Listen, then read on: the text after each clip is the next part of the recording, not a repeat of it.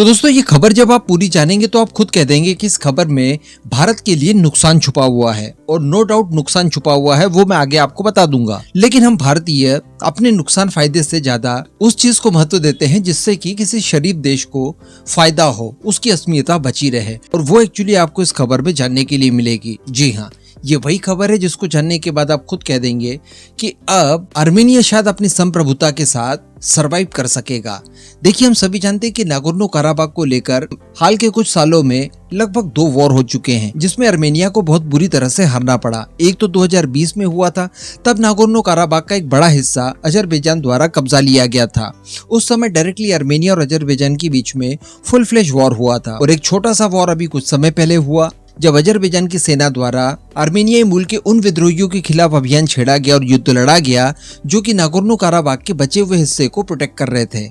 और दोनों ही युद्ध आर्मेनिया को हारना पड़ा, और 1,30,000 की संख्या में नागोर्नो काराबाख से आर्मेनियाई मूल के लोगों को पलायन करना पड़ा। ये बहुत दुखद खबर थी। और इससे भी बड़ी दुखद खबर तो ये थी, जो हम लोगों ने पहले भी डिस्कस किया था, कि दुनिया की कोई भी संस्था, दुनिया का कोई भी देश इस बारे में किसी तरह की कोई बात कर ही नहीं रहा है। सबको अपनी सोच और अपने विचार वगैरह गाजा तक ही सीमित रखने हैं। खैर, कोई बात नहीं, दुनिया में 2 देश एक्चुअली ऐसे हैं जो कि आर्मेनिया की इस प्रॉब्लम को समझते हैं। एक तो है भारत और दूसरा है फ्रांस। अब भारत की तरफ से तो हम लोग लगातार देख पा रहे हैं कि कितने ही हथियारों को लेकर डील ऑलरेडी आर्मेनिया के साथ हो चुकी है। कई सारे हथियारों की डिलीवरी कर दी है, हैंड ग्रेनेड से लेकर एंटी ड्रोन सिस्टम तक सब कुछ हम लोगों ने आर्मेनिया को भेज दिया है।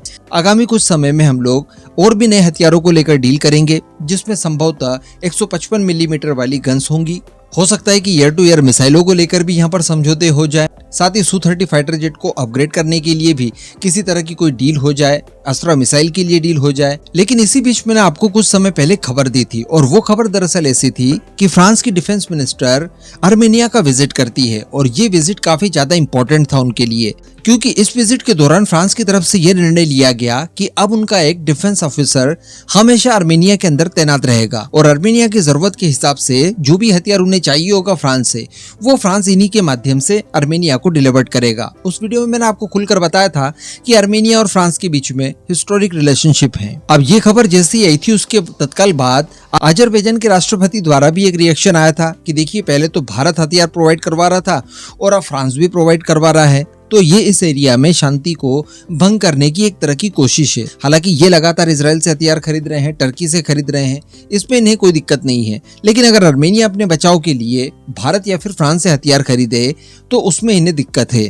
अब इसी को लेकर दरअसल दोस्तों एक खबर निकल कर आ रही है, और खबर कुछ ऐसी है कि कुछ हथियारों को लेकर फ्रांस और आर्मेनिया के बीच में एक्चुअली डील हो गई है। अब नुकसान भारत का यहाँ पर ऐसा है कि ये जो कुछ भी हथियार आर्मेनिया द्वारा फ्रांस से खरीदे गए हैं, इनके ऑप्शंस भारत के पास मौजूद है, और भारत इन्हें ये हथियार दे सकता था। अगर फ्रांस बीच में नहीं आया होता तो संभवतः ये हथियार भारत से ही आर्मेनिया खरीदता। लेकिन अब भारत को कुछ हद तक नुकसान फेस यहाँ पर करना पड़ेगा। लेकिन अगेन, हम लोग हमारे नुकसान से ज्यादा आर्मेनिया की संप्रभुता का सम्मान करते हैं। वो संप्रभुता के साथ सर्वाइव करे, ये हमारे लिए इस समय बड़ी बात है। और अच्छी बात यह है कि भारत के साथ साथ अब फ्रांस जैसा एक ताकतवर देश भी आर्मेनिया के सपोर्ट में आकर खड़ा हो गया है। बताया ये जा रहा है दोस्तों कि पिछले 2 महीनों में आर्मेनिया और फ्रांस के बीच में 3 की संख्या में थेल्स कंपनी द्वारा बनाए जाने वाले grand master GM-200 radar system को लेकर डील हुई है। इसके साथ साथ शॉर्ट रेंज में surface to air missile defence system को लेकर भी डील हुई है। इन दोनों ही तरह के वेपन्स को लेकर ऑप्शंस हमारे पास थे। रडार सिस्टम भी हम लोग प्रोवाइड करवा सकते थे,